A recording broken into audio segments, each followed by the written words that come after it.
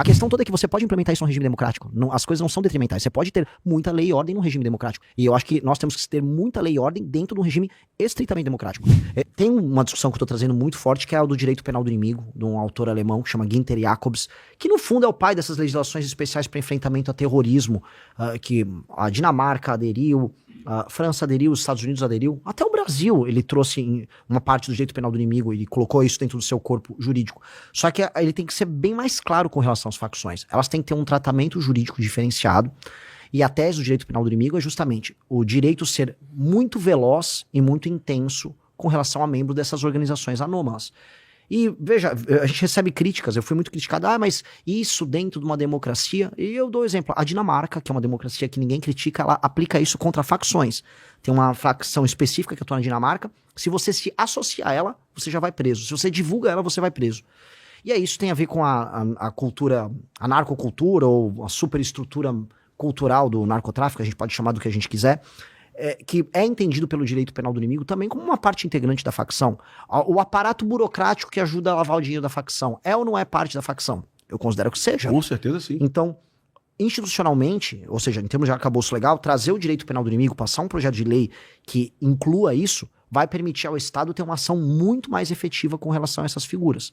Aí a forma como a gente vai tratar os presídios, e aí do meio técnico, para entrar, desde scan, 3D, aí utilizar a COAF, utilizar a Polícia Federal, colocar os governadores numa coalizão pra gente brecar eles, eu acho que essa é a parte mais fácil. A parte, a meu ver, institucional, que é ter o arcabouço normativo e a vontade política de um presidente da República em tocar esta guerra, acho que esses são os elementos centrais pra gente andar. Me preocupa, Renan, porque todo pré-candidato que vem aqui, que eu questiono a falta de legislação, né? Ele sempre diz para mim, mas a autoridade do presidente eleito... Bom, só com autoridade a gente não vai a lugar nenhum, né? Ontem eu vi um caso em Tocantins, farei um vídeo sobre isso, de um bandido que assaltou 10 farmácias ao longo de 15 dias, preso em flagrante pela Polícia Militar de Tocantins, né?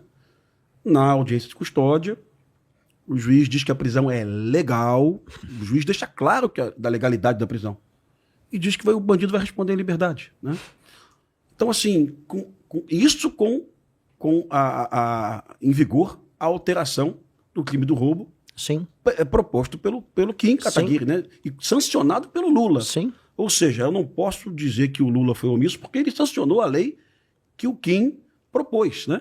Com tudo isso, o juiz despacha que a prisão é legal, mas o bandido vai ficar em liberdade apesar de ter assaltado 10 farmácias, né? Então, assim, olha a complexidade disso. Sim, esse é um elemento fundamental, porque institucionalmente o judiciário, ele se considera acima da lei porque não existe sanção. A gente aprende no primeiro ano de direito que a norma, Hans Kelsen isso, a norma só funciona se ela tem uma sanção. Se você tem uma norma e a norma não tem uma punição, caso ela não seja cumprida, a norma não tem função. Sim. Do que adianta um juiz ter a lei a ser aplicada se ele não é sancionado quando não a aplica? Sim. E quando vem uma sanção, quase nunca vem, ele é aposentado com todos os seus vencimentos até o final da vida dele. Isso é um absurdo, que essa é a parte da alteração no funcionamento judiciário que um presidente da República vai precisar fazer. E a gente tem que entender, o presidente da República, porque eu já vi os demais pré-candidatos falarem isso, não, porque o presidente vai com a força dele. Não tem força na hora do pequeno desgaste, que são nas pequenas derrotas que ele vai sendo desgastado até a institucionalidade dele cair. Então o presidente da República tem que falar tudo que ele vai fazer na campanha e na transição e no ato da posse ele já pautar esses temas de maneira imediata. E outra coisa que eu acho que é fundamental, além de pautar e explicar no debate público, então o presidente da República tem que ser permanentemente sabatinado pela imprensa, porque o enfrentamento com relação às ideias erradas que mantêm o estado das coisas atual tem que ser feito pelo próprio presidente. Então tem que ser um presidente que sabe se comunicar e que acredita naquela tese. E isso não só em matéria de segurança. Matéria econômica vai precisar ser a mesma disposição para passar os temas e a sociedade civil ser convencida. Porque a partir do momento, eu tenho uma crença muito verdadeira nisso, que a sociedade civil entender que o presidente está tocando uma guerra comum no Estado brasileiro, você vai unificar o país. Porque tem um elemento... que eu percebi agora rodando o Brasil inteiro. Do Rio Grande do Sul, que você tem 13 facções em Porto Alegre, até o Maranhão, todo mundo, de todas as classes sociais, de todas as regiões do Brasil, não é que ele quer que o crime acabe, ele quer se vingar do criminoso. As pessoas estão com ódio do criminoso. Então, se tem um elemento que une o Brasil, seria o nosso grande bode expiatório, é o criminoso violento. Você consegue pegar um país que está fraturado, que se odeia, que está rachado por região, que vota na direita, e todo mundo tá pistola com o bandido. Então, o primeiro presidente que começar a enfrentar isso de verdade e começar a mostrar que dá pra fazer as coisas acontecer, você tem um efeito que é muito maior só do combate ao crime, que é reunificar o país. E aí, colocar o país na mesma guerra. Vamos agora todo mundo, presidente da república, como presidente você consegue, vou botar em estado de defesa a região de Santa Quitéria, lá no Ceará, que foi tomada pelo CV. Vou chamar o BOP lá do Rio para participar de uma operação com a polícia lá do Ceará. Você começar a unificar todo mundo se sentir brasileiro no enfrentamento a isso, que é uma causa comum a todos. Eu acho que aí sim, você vai passar os projetos, você vai ter uma boa popularidade como presidente da república tratando desses temas, e a gente muda o arcabouço institucional que envolve o judiciário e as leis penais, leis de execução penal e o Instituto do Direito Penal do Inimigo, para aí, de verdade, a gente virar um país. Hoje não é um país. Perfeito. Gostei bastante. Cajueiro, pergunta. Gostou do diagnóstico, Cajueiro? Gostei. Um diagnóstico muito bom. É o que realmente faria diferença. A primeira pergunta, né, é a seguinte. Teve um psicólogo norte-americano, um estudioso chamado Stanton Seminole, que ele estudou por que o criminoso comete o crime. E então, estudando famílias de 4, 5 filhos, apenas um era criminoso. Ou seja, não era o meio social como é divulgado por várias pessoas, que não, o meio é pobreza, não era isso. Porque tinha o mesmo pai, mesma mãe, mesma escola, mesma alimentação. As duas perguntas que o criminoso faz para cometer o crime. Primeira, eu vou ser preso? Eu vou ser pego? E a segunda, caso eu seja pego, eu vou ser duramente apenado? Aqui no Brasil, as duas, eu vou ser pego. Se não mudou a estatística, até o mês passado, 90% dos homicídios do Brasil não chegava nem à autoria, em média. Né? Então, e a segunda pergunta, nesse caso, estamos pegando o pior crime, vai ser duramente apenado? Não, vai sair rapidamente. A pergunta, em suma, né, diante desse cenário, a pena de morte e prisão perpétua. O senhor admite discutir prisão perpétua e pena de morte para determinados crimes. Como pretende viabilizar essas medidas diante da Constituição, que proíbe pena de caráter perpétuo e permite a pena de morte somente em caso de guerra declarada? Caso essas propostas não avancem, qual seria a sua alternativa concreta? Nós falamos muito disso. Eu acho que para você tocar uma Assembleia Constituinte originária, você tem que ter uma vitória em campo como presidente da República, e não uma vitória eleitoral. Essa vitória que eu descrevi para vocês, em que a população vai entender que o presidente se comporta como um comandante em chefe, fazendo esse enfrentamento ao crime. E ao ver resultados, o presidente da República tem que falar, agora eu preciso alterar a Constituição. E aí trazer a discussão de uma Assembleia Constituinte com uma correlação de forças contra aquilo que a gente chama de centrão, que seja forte o suficiente para permitir passar essa agenda e não contaminar essa nova Constituição.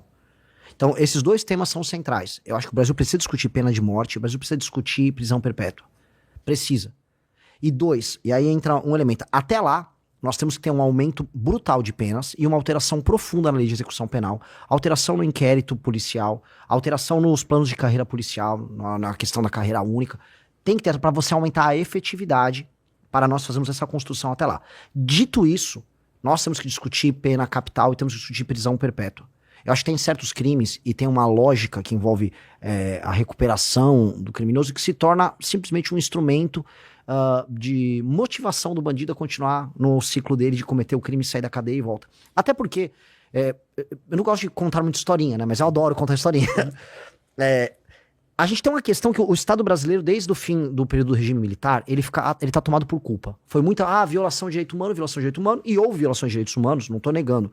Mas, não só as faculdades de direito, mas o legislador brasileiro, ele começou a operar na linha de que o Estado tem que diminuir o seu impacto punitivo. E ao fazer isso, ele criou uma indústria da impunidade que gera, da parte do bandido, essa sensação de leniência.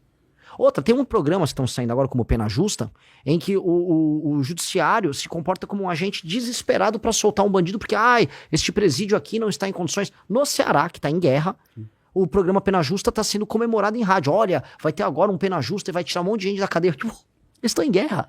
Então, claramente, um bandido hoje, ele se sente muito confortável em trabalhar. Muito confortável. Então essas alterações de Constituição estão no nosso plano, mas eu só vou conseguir executar, então não vou ser mentiroso, se eu conseguir antes ter vitórias contra o crime organizado e ter uma vitória do ponto de vista econômico, que é fazer os juros baixar e as pessoas começarem a voltar a ter empregos formais. Se eu não conseguir essas duas vitórias, eu não vou ter força para uma constituinte. Então eu não vou vir aqui mentir para vocês. Só vou conseguir fazer uma constituinte se eu ter essas duas grandes vitórias nos 2 primeiros anos de mandato. Perfeito. Eu ouvi você fazendo uma ressalva à posição do Centrão e eu lembro que há 7 anos, né? O general Heleno, numa reunião com os deputados federais da base do governo, né? Ele dizia para os deputados, vários deputados aqui vão virar tchutchuca de Centrão, né? E de fato aconteceu. Eu tenho um certo cuidado, porque sem o Centrão, num primeiro momento, você não vai a lugar nenhum, viu, Renan? Só esse cuidado, porque quem vai estar apoiando o Renan? Vai ser a esquerda, né, no Congresso Nacional? Não. Vai ser o PSOL e o PT? Mas eu não posso esquecer que eu sou mesmo quando eu estiver lá. Perfeito. Eu não posso deixar de odiá-los. Sim. Só que a democracia, e essa é a beleza da democracia, impõe que eles sentem comigo e eu sente com eles. Perfeito. E eu os trate com respeito, mas eu tenho que saber quem eu sou e eles têm que saber quem eles são. Então, o Centrão hoje opera através da compra de votos, com relações sujas com o crime organizado. Aqui no Rio de Janeiro, o Centrão é completamente vinculado ao crime organizado. E eu sei quem eles são e espero que eles saibam quem eu seja. Quem eu sou, desculpa. Então, somos diferentes, mas já que o eleitor brasileiro está disposto a colocar pelo menos 300 membros do Centrão altamente corruptos no Congresso, e vou profetizar de maneira negativa, vou amaldiçoar, mas é uma realidade. Sim, o eleitor o fará. O eleitor vai vender o seu voto para mais de 300 bandidos que vão estar no Congresso. Eu venci na eleição, vou ter que lidar, porque foi assim que o eleitor brasileiro quis. E possivelmente na cédula vai estar, na urna vai estar um deputado federal do Centrão, um senador do Centrão, e o cara vai escolher você. É bastante razoável que aconteça. Ganhando a eleição, isso vai acontecer aos montes, aos milhões. Sim. E eu para explicar isso para o eleitor depois, porque o eleitor vai ter tomado essa decisão consciente. Esse é o grande problema brasileiro. O tal do sistema. O Centrão representa esse sistema. E eu tenho uma grande proposta para isso. Acho que a gente pode ir mais pro fim, a gente comentar sobre isso. Perfeito. Mas ele é o grande problema. Eu considero ele um problema maior para o Brasil, um problema sistêmico maior do que a esquerda. A esquerda é uma constante nas democracias do mundo inteiro. E ela é passível de ser derrotada. O Centrão é uma coisa muito brasileira, uma jabuticaba. E ele te impede de realizar qualquer coisa plena. Então você vai passar prisão em segunda instância. A prisão em segunda instância, ela afeta o combate ao crime.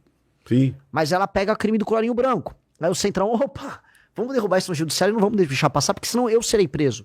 Então, boa parte da legislação processual, lei de execução penal, o Centrão não quer que se aprofunde muito, porque isso mexe neles no fim do dia. Então, o Centrão é um elemento que, assim, nós precisaremos tratar com muito cuidado, mas entendendo que na democracia eu vou precisar negociar com eles. Perfeito. Chau Della Torre. Uma das subperguntas, né, vamos chamar assim, é o seguinte, é muito simples, né? Aliás, a gente já fez ela aqui.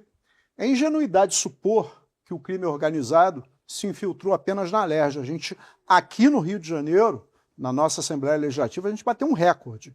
Pelo que noticia a imprensa, a gente tem infiltração de Comando Vermelho, de Terceiro Comando, de milícia e de contravenção. Tem a tal da lista do Adilcinho, que está deixando metade da Assembleia Legislativa. É um bicheiro que agora fornece cigarro para as facções do Rio de Janeiro. Então, tem que me atualizar, então. Agora tem pois o Adilcinho.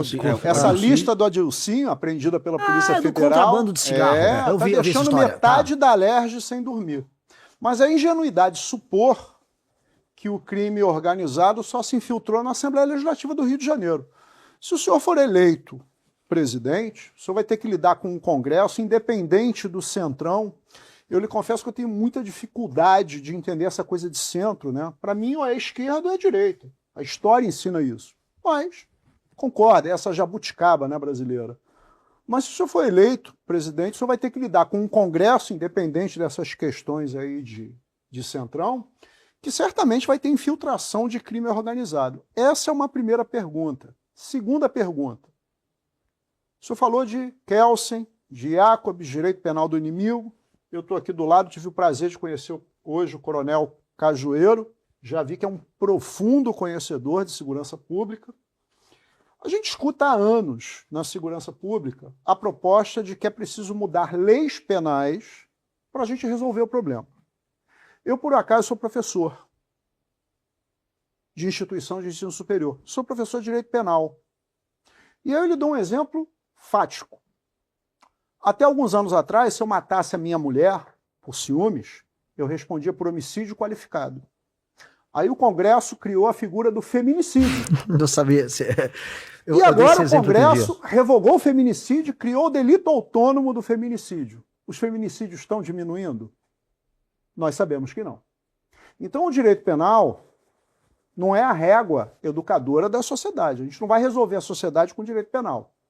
E aí, para finalizar a minha pergunta, eu vou lhe dar um exemplo que o Coronel Cajueiro certamente conhece, porque quem estuda segurança pública é um exemplo famoso, Nova York.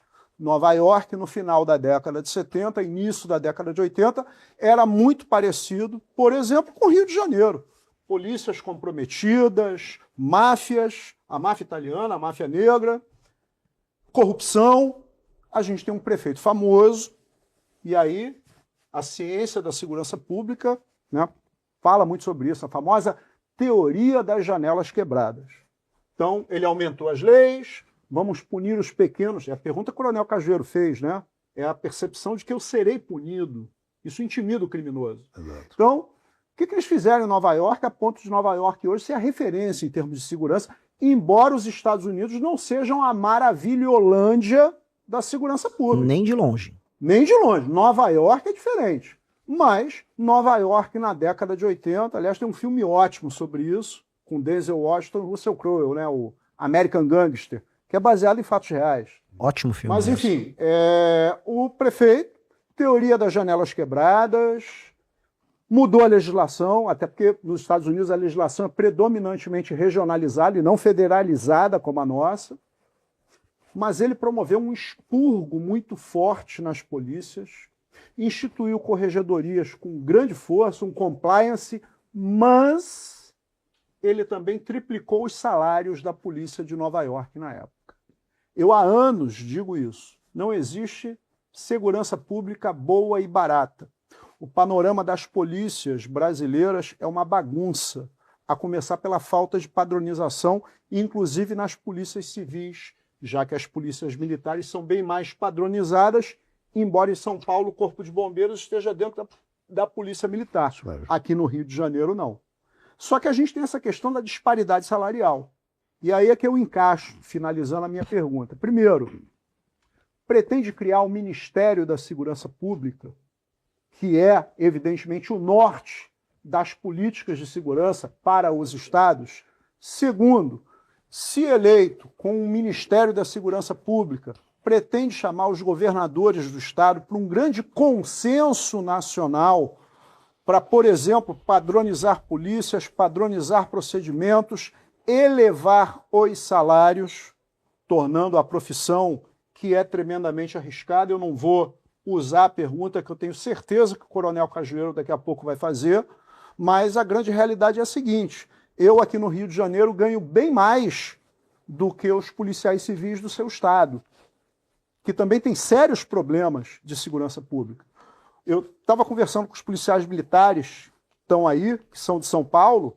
A progressão funcional na Polícia Militar do Rio é bem melhor do que na Polícia Militar de São Paulo. Então isso tudo impacta e muito na segurança pública, candidato, porque é muito fácil, com todo respeito, eu não vou entrar no mérito da constitucionalidade de instituir pena de morte. Pelo que eu entendi, o senhor, se eleito for, pretende convocar uma Assembleia Nacional Constituinte.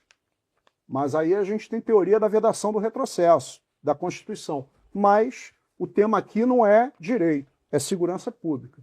À luz da segurança pública, será que a gente precisa de mais leis penais, de endurecimento de mais leis penais, ou a gente precisa mudar profundamente o modelo persecutório criminal e as polícias que nós temos? É exemplo que foi feito em Nova York. Bom, não é uma pergunta, é uma super pergunta, é um tratado que eu recebi aqui, mas vamos lá, vamos fazer igual o Jack Stripador, vamos por pedacinhos, né?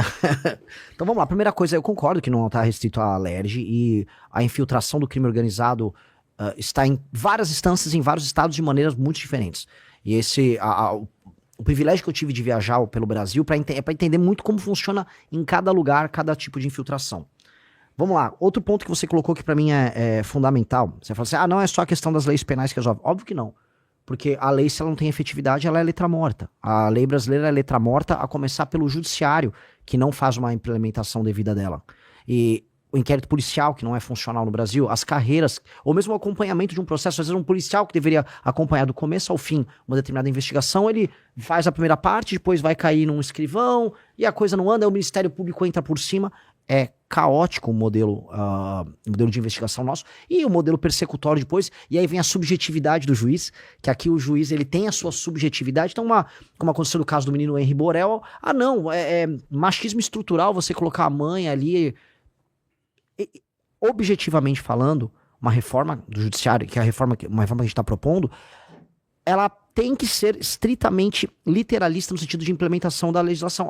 Matou tantos anos, tem esse agravante aqui, tantos anos, o juiz só vai cumprir aquilo. Essa subjetividade que hoje é permitida ao juiz, ela é um dos elementos que mais gera impunidade, e ela gera um elemento discricionário e subjetivo que, conforme você sobe para as instâncias superiores, piora. Tanto que a boa parte daquilo que a gente chama de corrupção, que eu já estou falando agora de crime de colarinho branco, ele se vale disso. De interpretações extensivas que tribunais superiores fazem. Nós vamos precisar amarrar isso muito, porque hoje está completamente solto, e a soltura desse processo é justamente o que mantém o sistema vivo. E aqui eu não estou falando como teórico de conspiração. Para mim, o sistema só sobrevive porque você tem uma aliança tácita entre o legislativo, o judiciário e o executivo, que permite que cada um faça negócio e tenha privilégio nas suas áreas, mas todos, vamos dizer, afrouxam a fiscalização de um sobre o outro. Então, o legislativo não vai para cima do judiciário para obrigar o judiciário a cumprir a lei como tem que ser cumprida. Vai caber a um presidente da República fazer uma reforma no judiciário. E aí entra outro elemento, que é um elemento que você citou da teoria das janelas quebradas, que eu concordo que é um elemento que não é só de aplicação de política pública, não é só papel do executivo, mas é o papel de liderança pelo exemplo, que é a questão cultural. Quem fez, a gente dá o exemplo do Giuliani, quem fez isso de verdade, criou uma nação que é muito mais impressionante que os Estados Unidos do departamento, é um homem que chama Lee Kuan Yew, num país chamado Singapura. Ele é o maior líder político do século XX. Ele pegou um país que era favelizado, destruído, violento, com a autoestima e com a moral corroída, porque foi humilhado pelo Japão por anos, e ele transformou essa numa das grandes nações mundiais. O que ele tinha como teto? Todo mundo falava, a pessoa em Singapura, ela é suja, ela é porca, ela é criminosa, ela não é confiável para fazer negócio. E ele acreditava que, primeiro você vem com leis e uma liderança muito firme na aplicação da lei, ou seja, o exemplo vem de cima. A lei dura e a sanção pesada vira hábito. O hábito depois se torna cultura, a ponto de você sequer conseguir distinguir no futuro que aquilo um dia foi forçado à população. A sanção, a lei dura com a aplicação e o exemplo da liderança acaba gerando um exemplo positivo. E nós no Brasil já tivemos exemplos positivos. Até os anos 90 o brasileiro não usava cinto de segurança. Até o meados dos anos 2000, todo mundo fumava dentro de qualquer espaço fechado. E veio uma lei, aquilo se tornou hábito, e depois se tornou cultura, e hoje as pessoas levam isso muito a sério. O brasileiro agora põe cinto de segurança no banco de trás. Então, nós somos capazes de criar esse processo. Mas um país que tem o processo dele, vamos dizer, não só de criador de leis, mas de dar exemplo, vindo uma liderança tão ruim como o Brasil, ele não faz essa imposição do topo para baixo. Não vai vir, e isso aqui que eu tô falando não é popular, mas precisa ser dito, não vai vir da base da população a mudança. A mudança sempre vem do topo em todos os lugares do mundo. Só que uma liderança política corrompida com o vorcaro nunca vai fazer top-down o exemplo que precisa ser dado na população. E o que eu chamo isso, que é a desfavelização mental do brasileiro, tem a ver com o Giuliani, mas tem muito mais a ver com o que aconteceu em Singapura, que é a ideia de que as pequenas práticas antissociais do brasileiro vão precisar ser enfrentadas. O Rio tem muitos esses exemplos de a invasão do espaço alheio, é o cara com a caixinha de som dentro do ônibus, a pessoa que pula a catraca, é o cara que se apropria do espaço público da praia. Não, essa área aqui é minha, você não pode sentar nessa cadeira. É a pessoa que picha, é o cara que joga o lixo na frente da casa da outra pessoa. Esses pequenos comportamentos, eles vão ter que ser tratados como delitos. E o Estado vai ter que estar muito presente nisso. Isso vai ser criticado. Falar, ele quer um Estado policial. Mas eu preciso criar os bons hábitos. Os bons hábitos criam os bons bairros, criam a boa cultura. E a boa cultura começa a criar ambientes que são socialmente passíveis de serem vividos. E isso vem acompanhado da mudança das leis penais. Mas isso tem que vir acompanhado de uma liderança muito boa. É uma questão de liderança. Se você não tem uma liderança que quer implementar isso, você não vai implementar. Falam do Bukele. O lance que o Bukele fez é, primeiro ele destruiu o crime organizado, agora vai ver o que ele está transformando em São Salvador. Tirando os fios, a cidade está ficando limpa, vai jogar lixo na rua em São Salvador. Então, o exemplo que a gente tem que dar é transformar os nossos ambientes e os nossos hábitos. E criar uma cultura de civilidade. Aí esses elementos eles vão ter um efeito de que uma coisa puxa a outra e ajuda a outra. E aí tem um elemento que eu te disse, o elemento cultural e o elemento de liderança, que não são necessariamente positivistas no sentido de passar a lei, mas de passar o substrato cultural que está por trás da lei, que faz a lei valer. Que é a ideia de você ter um sistema de valores comum. Hoje o brasileiro está completamente e moralmente esculhambado.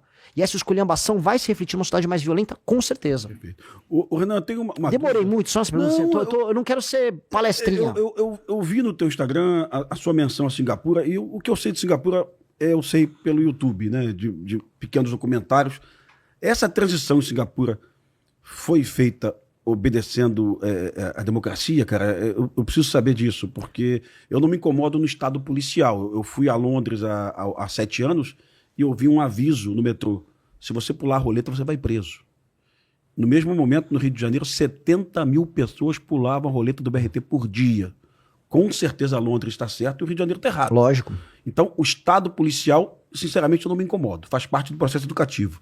Eu tenho medo da ausência de democracia. Singapura teve uma ruptura do Estado Democrático de Direito, Foi diferente, porque Singapura ela foi meio que expulsa da Malásia. Sim. Ela era uma parte e ela foi tocada para fora por parte de uma outra nação. E aí o Lee Kuan Yew era o líder que fez essa transição, e ele começou num regime que não era democrático, e ele fez a transição para um regime democrático. Ele era obcecado com limpeza, inclusive. Ele era obcecado com limpeza. Sim. Ele tornou... o que ele faz é a transição. Ele começa num regime que não era aberto, porque nunca havia sido aberto, porque nem existia Singapura antes, e aí ele transforma depois num regime que é aberto. Então, Singapura passou por isso. Outras nações asiáticas passaram por isso. Sim. A bem da verdade. A própria Coreia do Sul também passou o processo de criação. Criação não é aquilo, é uma divisão, mas de transição de um regime mais fechado para um regime que hoje é democrático e aberto. Era um país miserável até a década de 70. Exato. Né? Ele é mais pobre do que a gente na década de 80. A questão toda é que você pode implementar isso num regime democrático. As coisas não são detrimentais. Você pode ter muita lei e ordem num regime democrático. O Japão tem muita lei e ordem num regime democrático. E eu acho que nós temos que ter muita lei e ordem dentro de um regime estritamente democrático. Eu falo isso porque vem muitas pessoas que vão criticar, mas você está falando desse exemplo aqui do Bukele, ou daquele outro exemplo da China. A China é muito dura também, vai jogar lixo na rua em Xangai. Sim, mas eu estou dando exemplo porque a punição é alta, só que você pode fazer punição alta em regimes democráticos, isso não é detrimental de maneira alguma. Perfeito. Deixe seu like se gostou do vídeo e se inscreva no canal. Até o próximo vídeo.